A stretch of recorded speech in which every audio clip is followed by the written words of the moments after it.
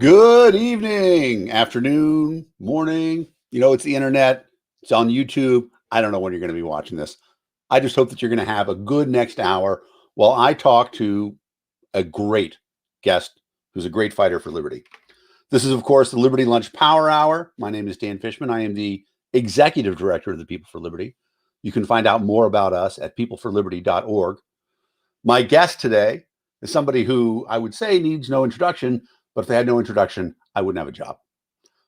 Martha Bueno is, in addition to being an active libertarian, vice chair of the Dade County Libertarian Party, also an elected libertarian in Southern Florida, and is currently running for commissioner of Dade County. And she's the host of Libertarios Hispanos, one of the most recognizable voices in the liberty movement. And with no further ado, let me add in Martha. How's it going? Hello. Thank you for that great intro. That was awesome. I appreciate it. It's funny. I try not to write down introductions because I want it to be conversational. I want it to be like what I would say if I were introducing you to somebody in person. I might not go on that long, but I would, I'd like to do that. I like to make sure that everybody understands I'm not introducing you to somebody who I don't think is awesome, because I only introduce awesome people. I mean, occasionally, it is what it is. We go a little far back too, so we go a ways back too, but because you and I go way back, but the audience might not. Let's go through some basic questions. Okay. Number one, you are not eligible to run for president because I wouldn't know. In the United States. I was born in the United States. You were born in the United States. All right, so I was. So you are eligible. All right, so we're changing the show, folks. This is the Martha Bueno 2024 presidential broadcast. Get on board. No. I would really like to keep my life, and I just have this feeling that I don't think that we're really ready for. I don't know. Somebody who's as outspoken, maybe somebody who would. I'm pushing for other people to do it. Don't get me wrong. Okay. I worked really hard for libertarians to get there. I just don't want to be that person. I'm just saying we had 4 years of an outspoken president. So clearly America can swallow that. But it's different when you're wanting to end systems that are in place, that have been in place for a long time. And there's a lot of money behind it. I mean, I don't know. I want to see somebody else do it first. I want somebody else to be my guinea pig. Fair enough. Well, and I like the idea that you would get elected first to Dade County and then use that as a stepping stone, maybe kick out DeSantis and then president from there.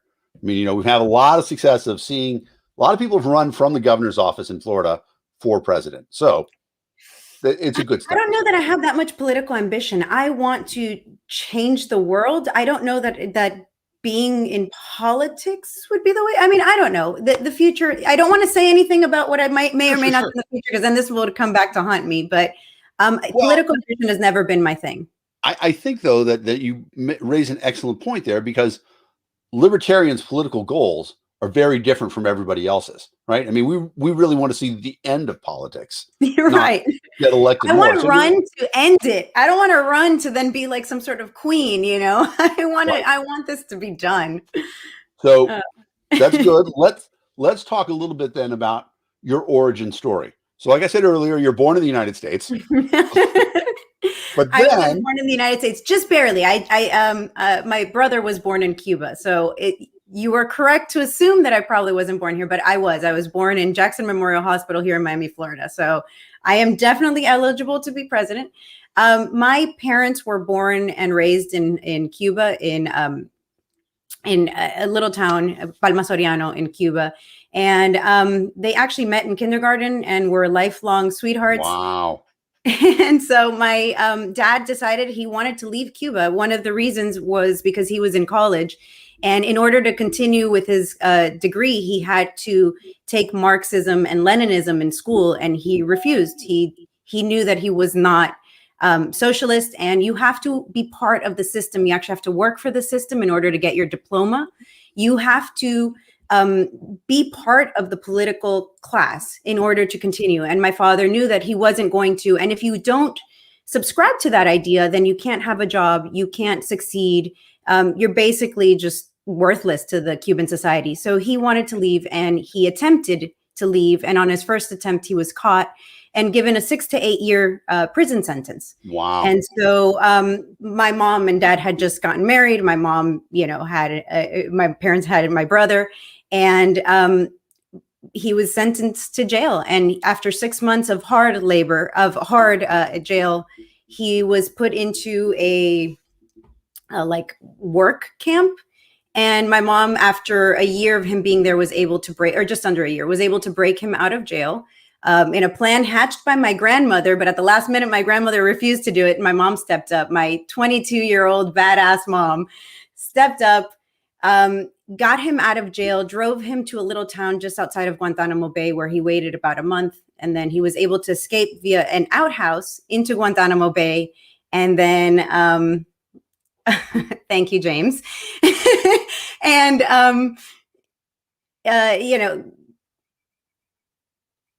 Dan, you're muted.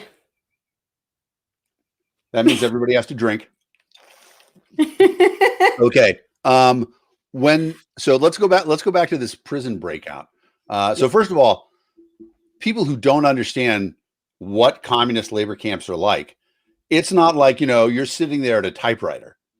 Right. No. So my father never really wanted to talk about it, but the first 6 months of his jail sentence, he was put into, I guess, like a type of building of some sort where food isn't really a thing that they give you. They give you food that has worms, or it's disgusting. They really don't care about these people. Again, they're worthless to the Cuban system. And then because he had grown up as a farmer, and because he had all this knowledge, they realized that he could be more helpful out in the fields.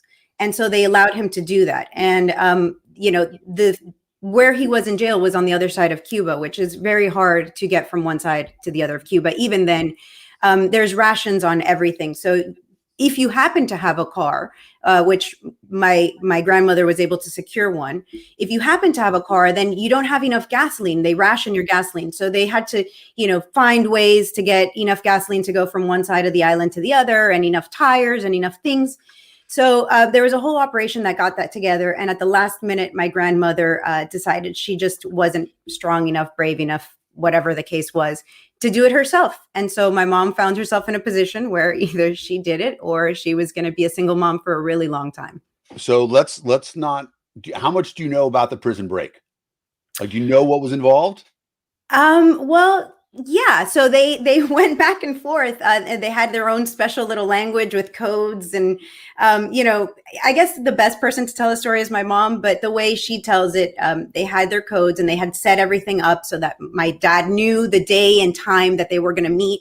There was a little break in one of the fences, and they were going to meet around this point close to that. And so my mom went prepared for just my dad and I think a cousin of his that was also in jail. And he ended up leaving with about 10 men. Wow. So they packed into they packed into like a clown car and took him to that town, and everybody dispersed. Everybody had to find their own solution. My mom had a place for my dad and his cousin to go. And so they waited in some house for about a month, and then they saw the opportunity to escape. Like I said, my dad had to go through an outhouse and into the bay, and he had to swim approximately a mile to make it to Guantanamo Bay. Wow. In the middle of the night. And there's guards all around, and they're making sure nobody gets to Guantanamo. So there's, guards with guns pointing at the water, shooting randomly. And so he made it to the shores of Guantanamo Bay. And he says that a soldier there gave him his hand and said, "Welcome to freedom." And that's like the moment that just, makes the hair on my arm stand up. It gives me chills right now. And so it's astonishing. Too. So then your parents come to the United States, back to the United States. My dad was able to make it to New Jersey. They put him on, I guess they have flights that bring stuff to Guantanamo Bay and take back the trash. So he was on a trash flight out. Yeah. Kind of fitting, I guess. I don't know. Yeah. And they let him out in New Jersey, where he had family, and, awesome. Slept on somebody's couch, his great aunt's couch or something, for months.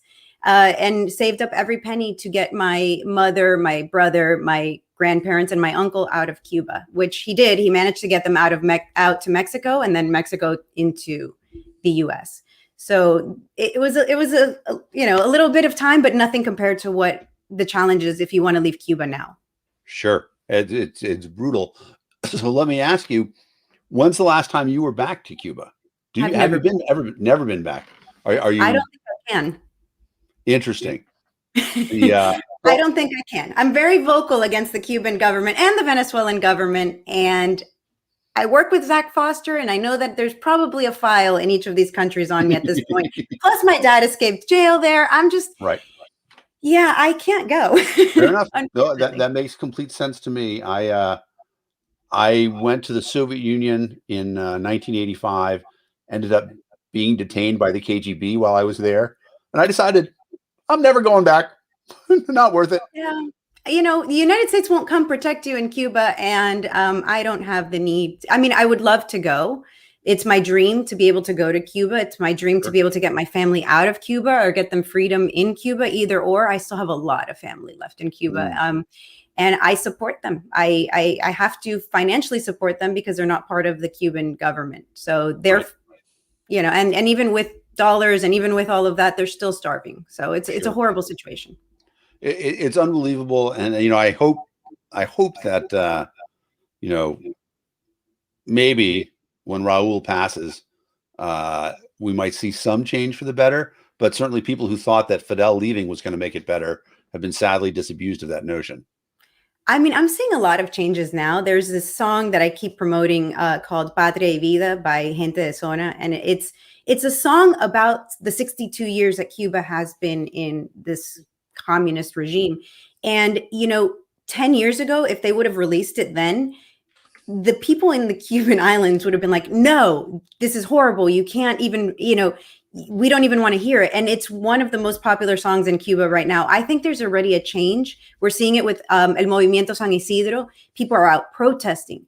They are realizing, and I think the internet has a huge role in this. They're realizing that the propaganda that they live under, that's telling them that they're the best country in the world. And then you have Cubans that come to Miami and head back to Cuba. And they're like, you know what? They actually have food on the shelves. They actually have these things called freedoms. And I think that's changing the minds of the people in Cuba. So I want to say that Raul dying might be this is the video you're talking about, right? Yeah. And those are all Cuban guys. And they actually have some rappers in the song that are still living in Cuba. Wow. And they're being harassed by the police, but they're not being taken to jail. And I think that's a huge, huge benefit to the Cuban community, that they're seeing people finally in Cuba rise up against their Cuban government and still able to it's a step. Live. Yeah, it is. It's a huge step. Right. 62 years in the making. Fingers crossed. Now you actually, though, do a lot by being active here in America for Cuba. You are trying to make our country more free. Right. Well, it's creepy that people come here for freedom, and then now we're trying to go down these routes of socialism. So I just like to point it out to Americans who want government control that, there's a time and place for government control, but in the United States, I don't think that's what we want. We are the country of freedom. We've always stood for freedom. So, wanting the government to force things on its citizenship is the opposite of what we should be doing. So, and that makes an outstanding point, because a lot of Americans, when you try to tell them we want you to be free, they say, I already am free, because they're comparing, what they see around the world. Right. But when you actually think about it, Americans are very unfree. And a perfect example of that is, people say, oh, I have a right to healthcare, but in most places in the United States, you can't choose your healthcare options, right? You can't choose cannabis as a healthcare option, even if, there's all sorts of documented things that it makes it different, stuff like that. And that's part of the freedom that we're trying to promote, trying to wake people up to. And I know that's an area of a lot of activism for you. Cannabis is a huge area of activism for me, especially here in Florida. I am a medical marijuana patient. I make, I don't hide that fact. Medical marijuana for me means I still have my thyroid. I had problems with my thyroid, which were precancerous, and I no longer have that. You can't even find the nodule anymore that was there. So I'm not saying that cannabis cured me, because I know that that's not the right thing to say, but it certainly improved my condition. I also take it for arthritis. So for me, medical marijuana has been a lifesaver. And in the state of Florida, right this minute, our Republican legislators have decided realizing how it's going to affect patients, number one. And number two, you can't even create a 10% strain. This isn't something that you can just dial in on a plant. You must create the genetics. So you're going to have to clone and clone and clone and clone until you get to that 10%. And that might take years. So they're basically proposing a law that would make it overnight illegal for you to have what is currently legal and no alternative. And then on top of that, all the, the harm that it would do to cancer patients and epileptic patients and patients who use it for glaucoma and who use it for pain. I mean, he's basically making the black market come back. So if you want a black market, this is how you do it. Well, and so first of all, I mean, I just have to start with the craziest statement of all, that somehow restricting marijuana helps people in terms of opiate deaths. When in reality, right, I mean, we know that legalizing medical marijuana reduces opiate deaths in the state the next year by 25%. And legalizing recreational drops it even further. Just a little bit of my diatribe here.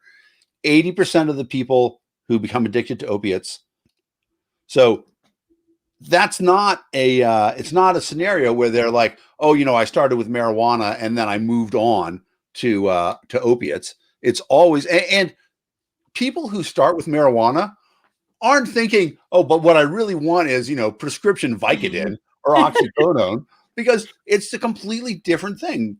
And maybe they are. You know what? If you want to try a drug, you're going to get it. I mean, it's so much easier to get access to things that are illegal that you can, you have to go buy on the black market than it is to buy it on the legal market. I mean, I have teenage children, and they tell me all the time, the hardest thing for them to get, if I didn't have it here at home, would be alcohol, because they can't just walk into a store and buy alcohol. And I mean, it's not like there's a black market for alcohol. One of my favorite lines from Joe Jorgensen's campaign is that, you don't see alcohol store people walking up and down school hallways trying to sell, get kids addicted to gin. Want a Bud Light? Right.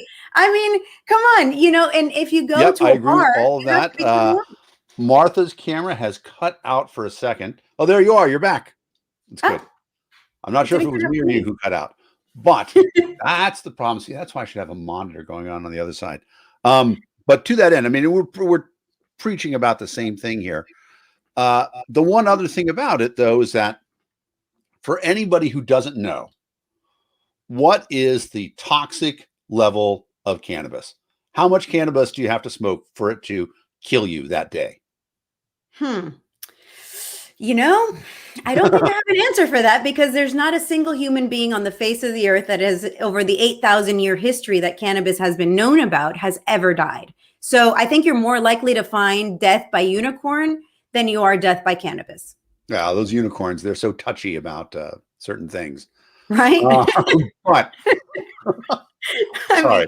Okay, I'm being a little silly, but it's true. Nobody's ever died from cannabis. It's a point that, even today, it's funny because I was having a conversation just last week with somebody who, was clearly blowing smoke and didn't know what they were talking about. They say, we've had so many deaths from marijuana overdoses in our state. I'm like, you are a liar.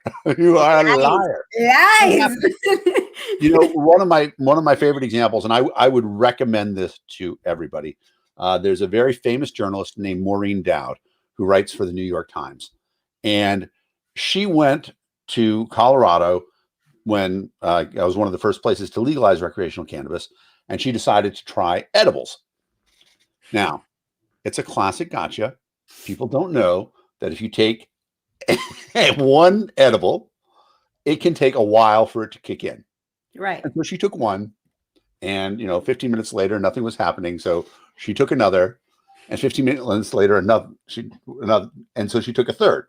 Ended up taking 30 milligrams, which that's a Pretty strong strong dose. dose. Exactly. It's not, I know people who, that's their go-to. But You have to build up who tolerance to that. Exactly. For somebody who You never done don't it do it before. overnight. Exactly. She wrote about it at length. And she talked about it. She said, I'm a person who I oppose the legalization because, I worry about the effect it's going to have on kids and stuff like that. She says, but it should be pointed out, I did not kill myself.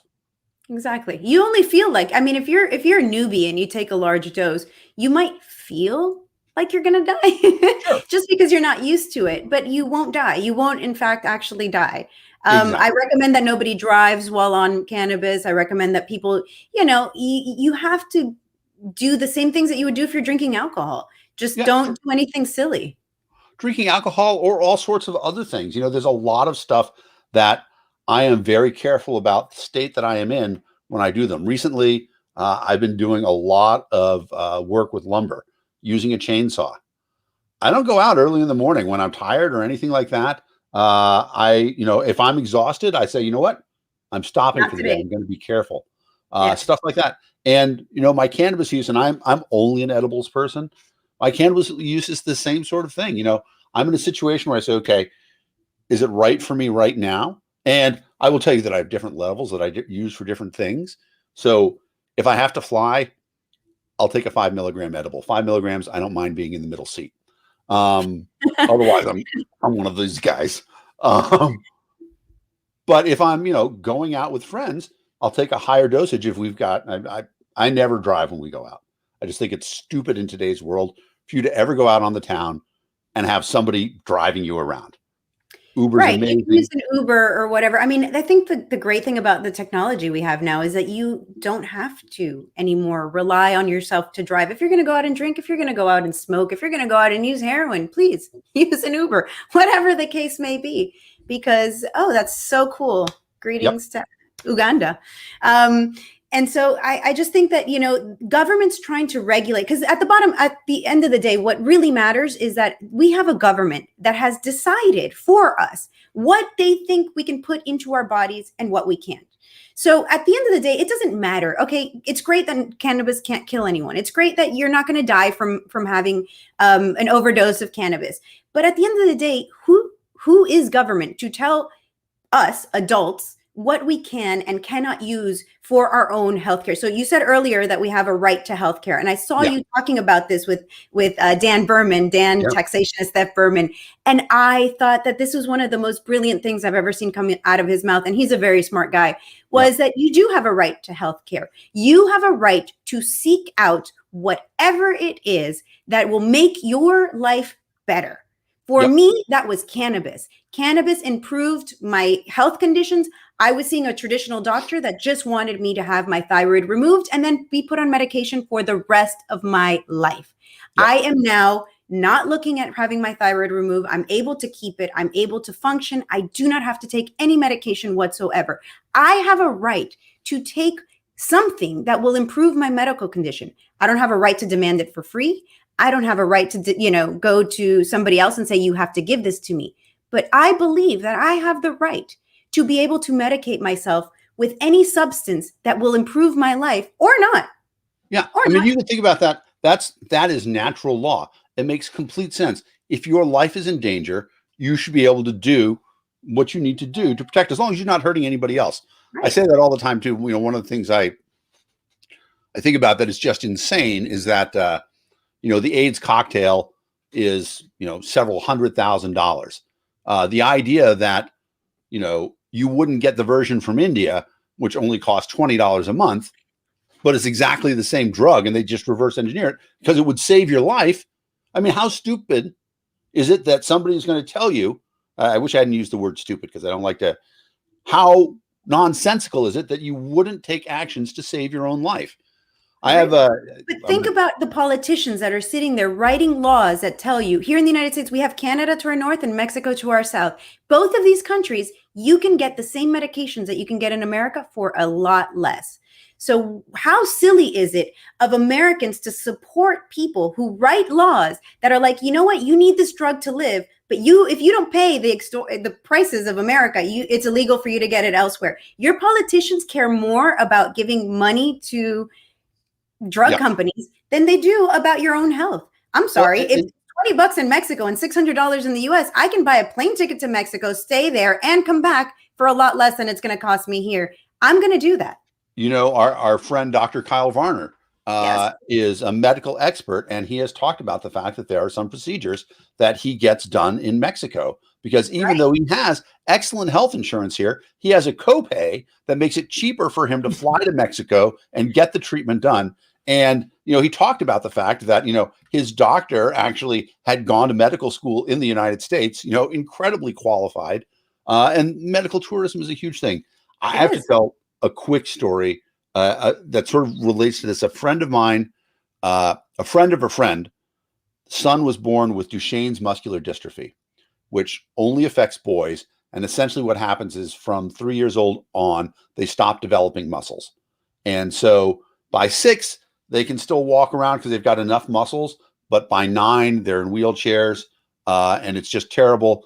And nobody with Duchenne's has ever lived past 21 years old because the muscles, you can't breathe, the lungs aren't strong enough, stuff like that. So when his son was born, you know, they're looking at this, you know, essentially death diagnosis in 20 years. And his friend and my friend, our mutual friend, he's one of those guys who, like, he doesn't take no for an answer. He's like, well, so we find a cure. We find a cure to Duchenne's. He's like, how do you do that? He's like, well, we're going to need a doctor. We're going to need a hospital. We need to do research. It's like, I love to play golf. He had a friend who managed this amazing golf course, and they put together a golf tournament.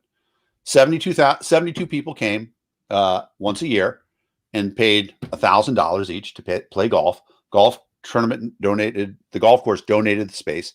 And so for $72,000 a year, they were able to sponsor a lab at a hospital researching Duchenne's muscular dystrophy. And they got better and better. And at 18 years, they had a drug that they're like, this is it. This drug is going to cure Duchenne's muscular dystrophy. My friends, the kid that we knew, his name was Jet. They looked at him. They're like, he's probably only got a year left. He's not going to make it to 21. He's probably only going to make it to 18. And he couldn't take the drug, even though they had the cure, because it hadn't gone through clinical trials yet. And then the one good thing the president, and maybe there are other things, but President Trump has this thing called the right to try that said you can try. Amazing. And I mean, you want to see emotional. You see a mother whose son suddenly doesn't need a machine to breathe anymore. Unbelievable. And that's all I know. The idea that government was going to stop him and it was killing people beforehand, even though there were solutions out there that could save their lives, it's insane. Well, you were part of our show with Giselle Delgadillo, who's a mom that got me involved with cannabis because I saw her speak at an event back in Florida when we didn't have the medical program yet, when it was only our program has gone through tons of stuff and it's always silly iterations. So the first iteration was only a low dose, a high dose CBD, low dose THC version. And she was out speaking about how much she needed THC for her son. And she was doing the illegal thing of bringing in cannabis from Colorado and California to be able to give it to her son.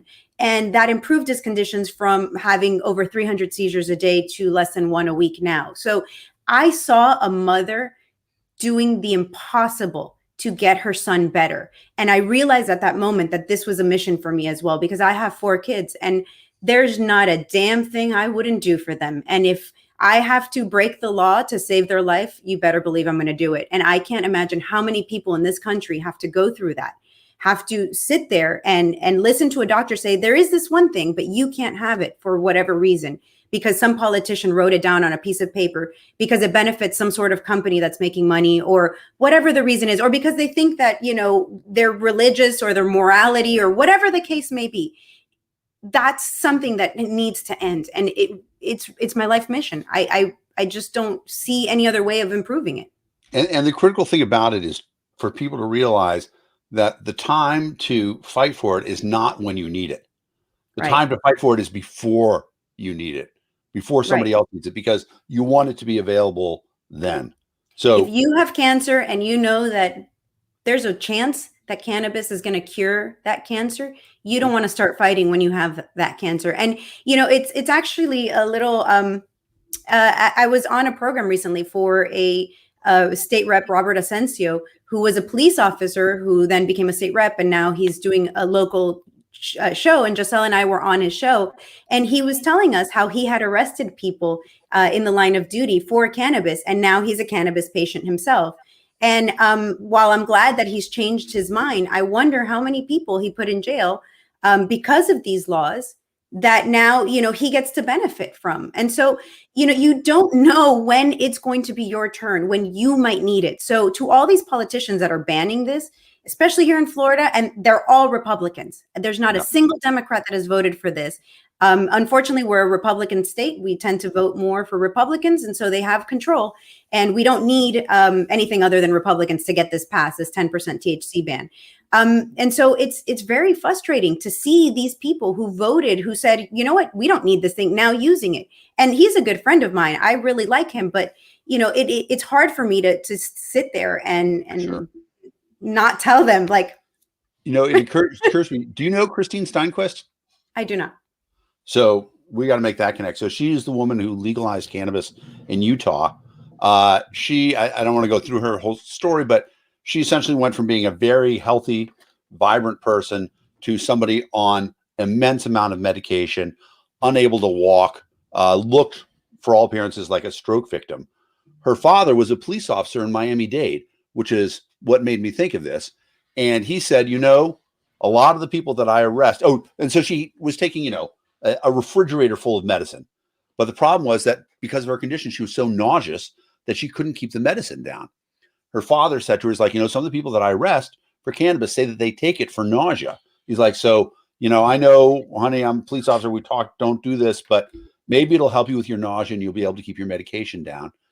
And within 2 weeks, it wasn't the medication that she was taking the medication, the cannabis cleared a lot of her stroke symptoms. And the way that she was able to get marijuana legalized in Utah, and you want to talk about a red conservative state, it's Utah. They win any competition, was that she was able to play a videotape of her before cannabis and after cannabis. It was unbelievable. So the people who are opposing it now, they're just opposing it to be dicks. Glad the FCC. Yeah, there's no, you know, and it's not just cannabis. I recently got involved with a group here that is trying to legalize psychedelics. They're trying to legalize psilocybin and other drugs. So it turns out that not only is it good for tripping, I don't know what we call the altered state that one enters. Yeah. So not only is it for that, which a lot of people claim to expand their mind, claims to bring them happiness, but also it helps people who are suicidal, who have depression, who have tons of mental conditions that, you know, instead of putting them on some drug, some Prozac, something that has some strong side effects, we can go the natural route, but we can't even study it. And so when I got together with this group, they wanted me to show up and see how I could possibly help them with the political side of it, because they just want to study the effects. They just want to know what it does and what it doesn't do. And we can't even study these things because there's a ban on it. So, I mean, government not only keeps us from being able to take the substances, they keep us from studying it, from being able to know. I mean, wouldn't you at least want to know if something works or not? Right. And the thing about it is being able to have it out in the open is going to be so much better than the things that people are doing, because people are still trying to self-medicate with these medicines. Okay. So they are experimenting in uncontrolled situations, places where we don't actually know. You know, one of the I say that the scientific method is the greatest invention of mankind. Our ability to look at something, hypothesize, experiment, observe the results. Was our hypothesis correct? Adjust it, experiment again, etc. If we could apply modern techniques and talk to any veteran, sadly enough, you talk to any veteran, they're going to know somebody. They're going to know a fellow veteran who has committed suicide. Yeah, and 22 a day in the country before COVID. Now I can only imagine the numbers are higher, but 22 veterans every single day in this country is the average of suicides. So yeah, it's a tragedy.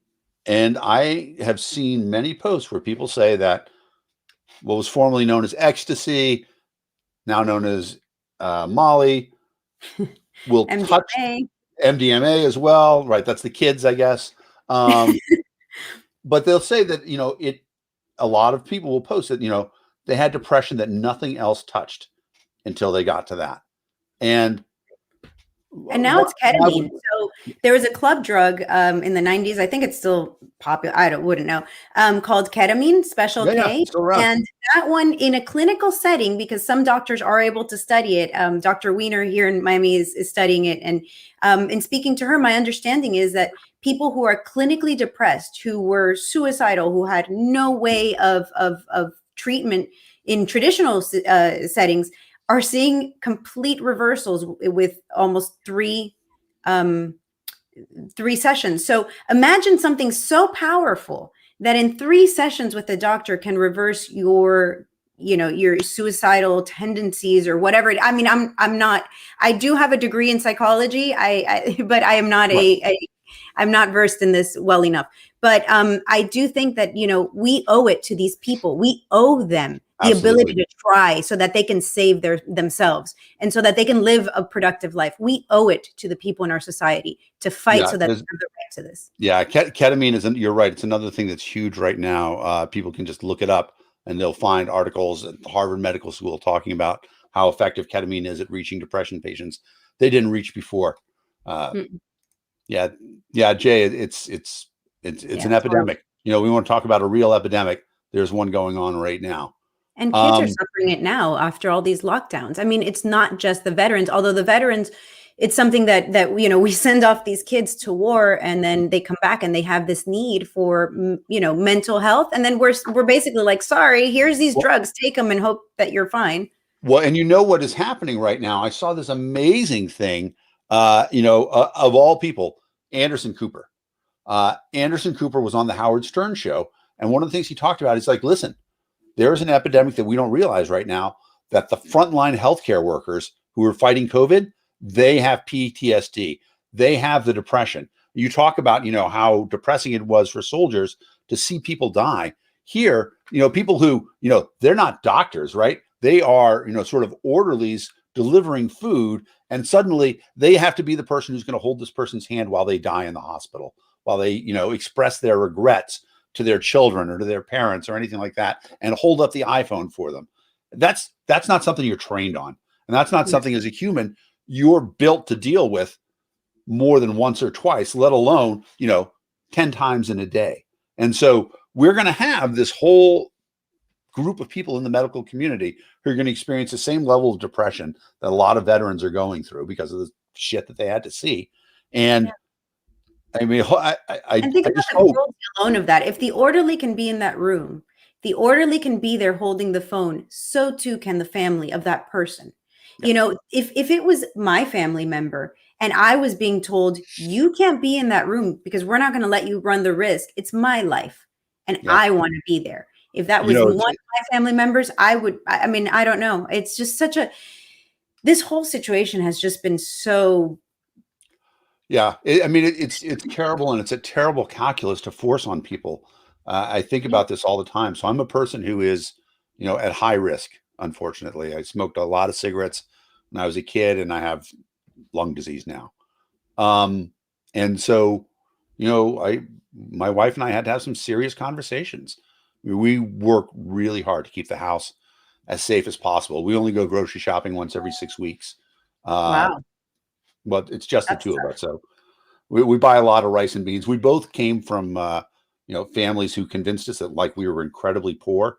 So we're very happy eating a lot of cabbage, stuff like that, things that keep a long time. But we do it to keep safe. But we talked about the fact that what would we do if I got sick? And did we want to be parted at the end? Sorry. But it is, that sort of stupidity, right? That idiocy that is making people have to do these crazy choices right now. And, it's a horrible situation to put families in, Yeah. to, people who have been together through thick and thin and say, well, guess what? You don't even have the option to do Right. this. Right. You It's know, completely crazy. it is. It is. And my mom, I am blessed to have my mother living with me. She's here. She helps me with the kids. She's wonderful. She's also in her 70s. And Yep. so, when my mom, everybody in my house got it at one point. My children, myself, everybody here got it.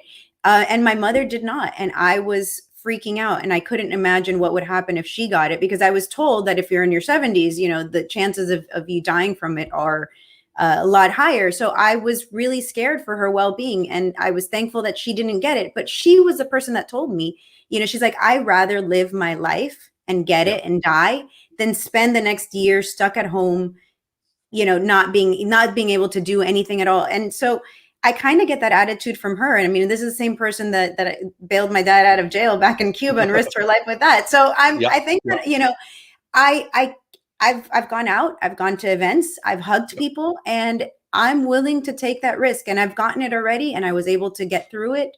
I'm not at risk. I'm not a high risk person. I'm in my 40s. I'm healthy. I've been exposing myself, especially when there's friends that, could use a hug. I'm going to give it to them. And I'm probably not, I'm probably going to get canceled for saying that, but I will. Well, no, but I think it's an important thing to say, because, we have been at an event together in November. We were in Dallas.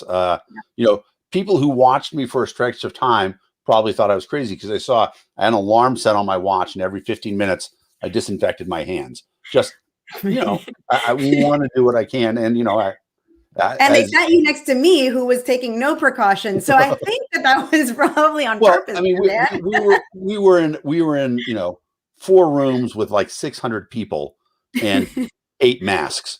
So it was, I've libertarians. Talked about, right, exactly, libertarians. It was probably, it wasn't super safe. However, it's a good mathematical illustration. Nobody there had it. Okay. No. So it was actually impossible for us to get sick at that event, whether we were taking precautions or not. Careful. The greatest thing about everybody that was there is people were careful. I heard of people that didn't show up because they were careful. They were like, what? I have some sniffles. I'm going to stay home. Same thing happened with the Orlando convention for the Libertarian Party. My children had COVID at that time, so I didn't go. I did it online. I did the online version. I was disappointed that I wasn't going to be able to go, but I didn't go. I think personal responsibility here goes a long, long way. 100%. Nobody wants to be the person in a group that gives everybody else COVID. I think we care enough to not. I think about that all the time. If the government had come out and said, look, we recommend that you wear masks, and here's why. This is the one I like. It's like, here's the easiest way for me to infect you if I'm infected, and then spit on somebody. Say, look, I just transferred it. Now watch me try to spit on them with a mask on. Here, I've got one here. And then if I spit, it becomes obvious I can't infect somebody as easily if I'm wearing a mask. You say, don't do it for yourself. You're not protecting yourself, because somebody can still spit on you while you're wearing a mask. And then, we get celebrities on the air. We get, LeBron and Trevor Lawrence, whoever's the latest celebrity. I tend to go towards sports figures, but saying, look, wear a mask to keep your best friend's mom safe. Wear a mask. I think staying home, having that personal responsibility. If you don't feel well, you should stay home. If you're high risk, such as yourself, Dan, you're doing it, you're protecting yourself. That's the right thing to do. But to obligate millions of people who are healthy, children especially, and I get it. Again, I live with my mother, so if they get it, they might bring it home and bring it to my mom. So I was fearful, and at the very beginning, I pulled my kids out of school well before the government did. I was like, you know what? You're gonna stay home, and I'll just homeschool you for a little bit. So I was fearful at the beginning, and I kept them home. And then as time wore on, I was like, I don't know, this isn't working out for me. So they're back in school. So that level of personal responsibility is a nice segue into talking about the fact you're getting ready to run for a pretty big office. Yes. The 7th largest county in the United States. Wow. Pretty big run. I like to joke with Jeff Hewitt that I would, if I win, I would be the highest elected libertarian over him. What's fascinating to me about that is I know that Jeff Hewitt, the budget for his county is $6 billion. So do you know what the budget is for Miami-Dade? Yes, I do. And it's higher than Jeff Hewitt. It's $9 billion, believe it or not. Wow. Yeah. So that's a place where electing a libertarian would have a major impact. So let's first start off, while we're talking to people, we want you guys to go out there and to give a donation to Martha's campaign. Very easy, tinyurl.com/Martha Bueno. That will take you to Martha's donation page. And early money counts twice. So if you get money in now, she's able to use it on building up the team. Money late, that's great, but early money counts more than anything else. So if you guys can get in early, make a donation to Martha's campaign. It's really important right now. So tell us a little bit about what county commissioner does, because some people may not be familiar with it. I actually came from a state, Massachusetts, where the county has no power at all. Sheriffs can't even arrest people in Massachusetts. Wow. So county commission here, it's a seat of 1 of 13. We represent each area has their county commissioner. My area is District 10, which encompasses, if people are familiar with Miami-Dade, it encompasses Fontainebleau, West Miami, and West Kendall. So there's a large portion of people here. And what we do, if I get the seat, what the commission does is there are 13 people, and then there's the mayor.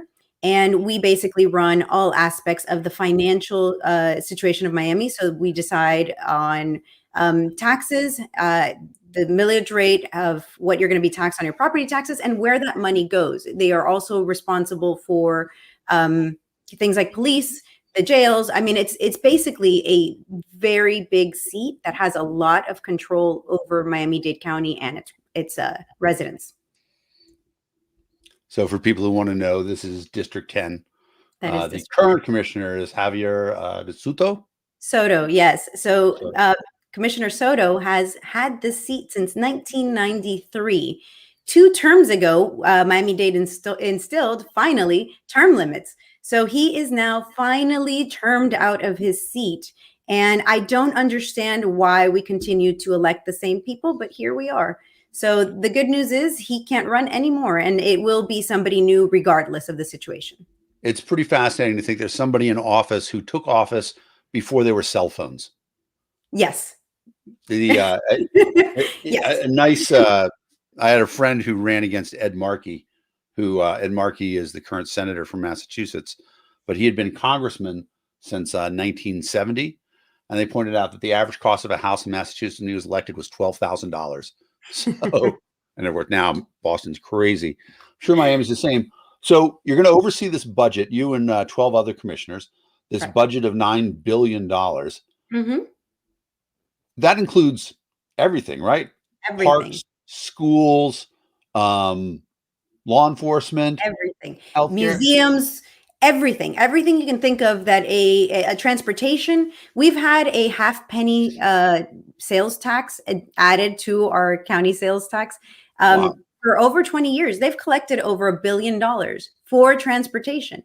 And yet we don't have anybody who's visited Miami that wanted to use public transportation knows that we don't really have a good system of infrastructure for transportation. So we just kind of do the same things over and over and over again. And we collect a lot of money. I mean, $9 billion is a lot of money. And we can't seem to spend it on things that actually make a difference. And so, I think that we need to figure out why that is. We definitely need to, decide as a community what we really care about and stop doing this thing where we just raise taxes. Right now during COVID, while the schools were shut down and most of the transportation was shut down and most of the county services were shut down, we raised taxes in Miami-Dade County. We have raised the amount of money that people who are a lot out of work through no fault of their own, through actually the fault of these same people who shut down the county. Our previous mayor decided that we needed curfews and we couldn't go to work, and that, businesses weren't essential and we needed to close down, even though Florida did not close down. So these were people that made these decisions, even though our state was still open. They decided to shut us down. They decided to close up businesses. And now they're like, hey, by the way, I know that you didn't have a job, but you need to pay more in property taxes. So, I mean, enough is enough. We need to stop this. And the really crazy thing about that is that, Miami, obviously a huge tourism destination. Mm-hmm. And if Miami shuts down, I can still plan a Florida vacation because I can go to Orlando. Right. So it's not like, the Miami mayor is actually keeping the state safe or anything like that. All he's doing is sending the business away from Miami and to other cities in Florida. And they're not even. I mean, to be honest, Miami Beach, there is just on the news that they overwhelmed the police presence and took over and weren't social distancing and weren't doing the things. I think the bottom line is that we need to start realizing that we can't control people. So if you are at high risk, stay home or protect yourself or do the things you have to do and stop trying to micromanage those who, don't feel the same way. It's unfortunate, but it's true. People are going to live their lives, and sometimes it's not going to be the way you want it. But at the same time, we're forcing people, as we spoke about earlier, to, not forcing them, but we're causing them to go into depression. We're causing them to lose their livelihoods. We're causing all this damage. And at the end of the day, it hasn't solved it. There's not even science that says that it solves it. So it's restricting people's liberty never makes anything better. In the history of the world, you can't show any situation where, people overall, I mean, there are people who want to be safer and they can give up their own liberty voluntarily for that. That's okay. In fact, if you want to not have liberty, if you want somebody to make choices for you, good news. You can pay people to do that for you. If you don't want to handle your own money, you can hire a financial advisor. If you don't want to educate your kids, there are schools available that you can send them to. There's all these things out there. You shouldn't make everybody else do what you want to do. And so, the rest of the state was open. It was only Miami-Dade and Broward counties that decided to shut us in and close down and do these things. So it was the two largest counties in the state of Florida that shut down. And so that becomes fascinating because obviously, people who don't know, Miami runs blue. It's an influx of people from the Northeast who come in and spread their liberalism. I'm from the Northeast, I can say that. But let me ask you, what is the rough makeup of the county commissioner seats right now? I know it's technically nonpartisan. But it is nonpartisan. However, my seat that I'm running for is 99% Hispanic and mostly Republican. So it is a very red area. Wait a minute. I thought Joe Biden said that if you're a Republican, you can't be Hispanic. Oh, no, that was black. He said you can't be black and a Republican. It's funny because I'm Hispanic and I'm not a Republican, but I'm also not a Democrat. So you can be lots of things and be Hispanic, believe it or not. Let me ask you this. Obviously, if you get elected, you are going to be the only libertarian on the board. Yes. I don't know of any other libertarian running for county commissioner, although LPF is very strong, awesome state party. How about, what is the breakup? Do you know how many of the other county commissioners are Democrat, Republican, anything like that? I don't know. I know that Javier Souto, the one who I'm running against, he is a Republican. He ran for legislator as a Republican. So he is Republican. I don't know the makeup of the other ones, to be honest. I'm just wondering about how much you might end up being a swing vote. I mean, I would be so excited to see these 6-6 votes. Everybody's waiting on how Martha's going to vote to find out how it's going to turn out. I think that what really would matter there is to see if I have the power to convince people. This is a seat that you need to make friends and you have to win people over. And so there's a lot of money involved. The commissioners make $6,000 a year. That's our salary for a full-time position. And so a lot of these commissioners go into this seat, knowing that there's money to be left on the table. Obviously, $6,000 is not the reason people get into it. The seat, on average, they spend $1 million to win the seat. So it's definitely competitive. For now, I'm the only one. We're almost 17 months out from the general election. So it's a competitive seat. I expect a lot of competition. It's definitely going to come from Republicans and Democrats. I'll probably be the only other party. Since it's a nonpartisan race, there's no primary, right? There is not. However, there is a sort of primary. I believe it is May that they do. And then the top two go on? I'm not sure of the number, if it's 2 or 3, but something along those lines. Yeah. So that's interesting, because it means that you have the benefit, if there's more than one Republican and more than one Democrat, they're going to be splitting each other's votes. So your chances are actually elevated by the fact that you are not directly competing with a Democrat who has exactly the same ideas as you. You're probably going to be the only pro-cannabis, pro-Second Amendment candidate running. I am, as far as I know, the only politician in the state of Florida actively speaking about the 10% THC ban. As far as I know, I'm the only all-in politician here. And I hate that word politician, but I'm the only person running for office that is all in on cannabis and all your freedoms, really, because it doesn't stop at cannabis or at mushrooms or psilocybin or whatever we want. It's all licensing. Yeah. I mean, one of the, there is a,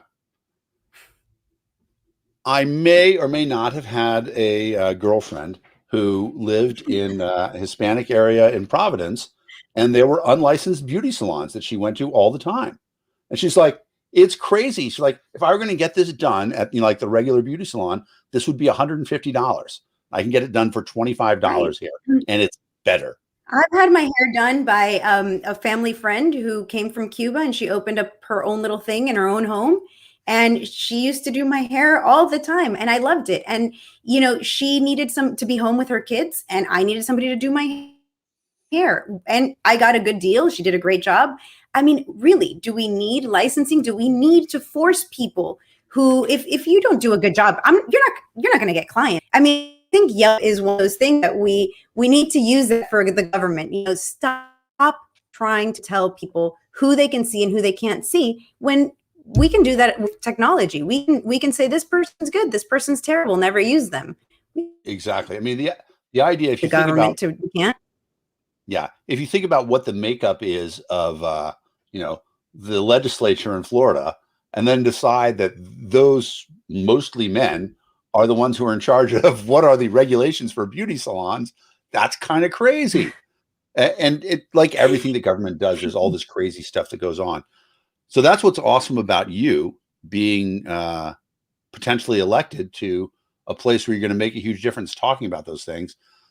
Let's hear you tell people the URL to go to donate money to your campaign. So it's there on the screen, tinyurl.com/Martha Bueno. And that's Bueno, like good. For those who speak Spanish. Yeah, that's a real name.